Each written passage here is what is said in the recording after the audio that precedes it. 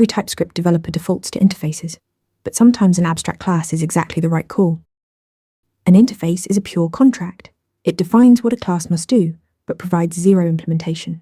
An abstract class, by contrast, can contain fully implemented methods that every subclass inherits. So if multiple classes share real logic, common validation, a shared setup routine, or error handling, an abstract class lets you write that code once and reuse it across every implementation instead of duplicating it everywhere. Abstract classes can also hold real state. Instance feels like a logger, a cache, or configuration that every subclass automatically shares. The trade-off is single inheritance. A class can only extend one abstract class, but it can implement as many interfaces as it needs. When your design requires composing multiple unrelated contracts, interfaces are the clear winner.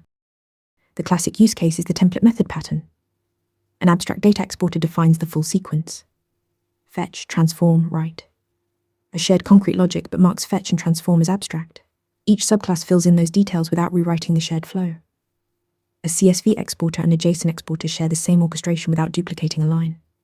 TypeScript enforces those abstract members at compile time, giving you structural safety on top of the pattern. Use an abstract class when subclasses share real code or state. Use an interface when you only need a contract.